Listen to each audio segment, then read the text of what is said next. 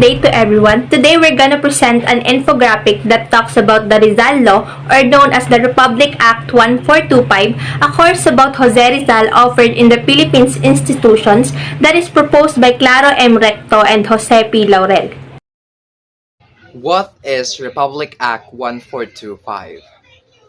Republic Act 1425 is an act to include in the curricula of all public and private schools, colleges, and universities courses on the life, works, and writings of Jose Rizal, particularly his novels Noli Me Tangere and El Filibusterismo, authorizing the printing and distribution thereof and for other purposes. The bill was first authored by Senator Claro M. Recto, and it was sponsored by Senator Jose B. Laurel Sr., who was then the chairman of the Committee of Education. The bill was considered as the most controversial bills in the Philippines, where after the deliberations from the upper and the lower house of the Congress, Catholics still opposed it, which, according to them, Catholic dogmas are humiliated upon the compulsory reading of Rizal's novels. Oppositions argued that the bill would go against freedom of conscience and religion, especially the Catholic Bishops' Conference of the Philippines, or CBCP. Of course, Recto and Laurel defended the bill and argued that the only objective of the bill is to keep the memory of the national hero alive in every Filipino's mind, to emanate Rizal as he peacefully fought for freedom and not to go against religion. Due to apparently never-ending debate on the Rizal bill, the three senators created an original bill where the famous Rizal's works Noli Me Tangere and El Filibusterismo would be included or observed to college level. After the revised amendments, the bill was finally passed on May 17, 1956 and was signed into law as Republic Act 1425 by President Ramon Magsaysay on June 12 of the same year. What does it aims to? First, to increase the sense of nationalism and patriotism. The Rizal Law emphasized the value of education by educating the Filipino people about the achievements of our national hero, who has sacrificed his entire life to serving his country.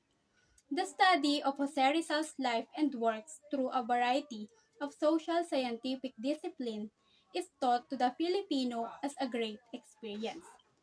Other than simple exposing students to living and Rizal's time in history, it aims to inspire Filipino not only have an interest in learning, but also a sense of nationalism and patriotism.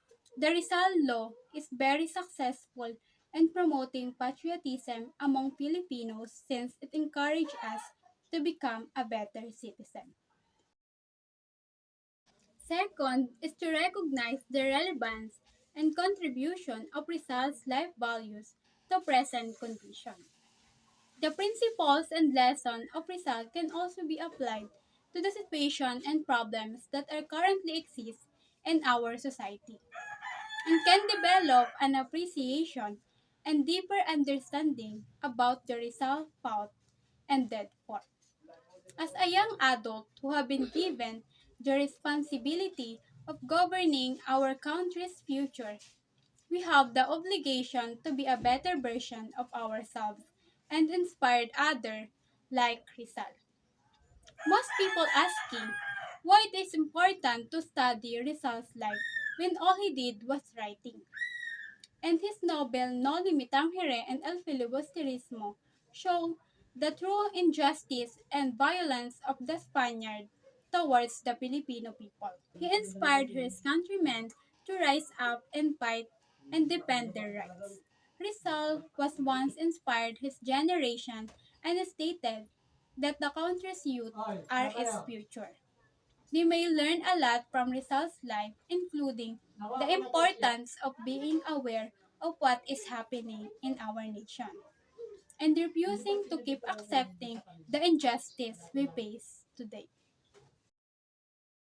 The Republic Act 1425 is also aims to inspire and remind the youth about history. Because nowadays, the new generation is not totally paying attention in the history. Rizal work can inspire students to have respect and to listen to the elders. and learn to love our own family. Most of all, to have confidence in ourselves by standing for what is right. I believe as a student, we have to know the history of the past. We have to learn it. Studying history can help us grow in the right path. It is also aims to commemorate Rizal martyrdom as our national hero, a hero that did not use violence to save our country. He used his intelligence and knowledge to create inspiring works and novels that made our beloved country to be free and Spanish colonial. Good afternoon. Let's talk about provision. When we say provisions, it means the action of providing or supplying something for use. When we say provisions in law, provision is a stipulation within a legal documents or in specific law. Now let's talk about the Republic Act 1425. An act to include in the curricula of all public and private schools, colleges, and universities courses on the life, works, and writings of Jose Rizal, particularly his novels No Limit Tangere and El Filibusterismo, authorizing the printing and distribution. It is also shall be obligatory in all school, colleges, and universities to keep in their libraries an adequate number of copies of the original and unexpurgated edition of the No Limit Tangere and El Filibusterismo, as well as Rizal other works and biography. The said unexpurgated edition of the No Limit Tangere and El Filibusterismo or their translations in English as well as other writings of Rizal shall be included in the list of approved books for required reading in all public or private schools, colleges, and universities.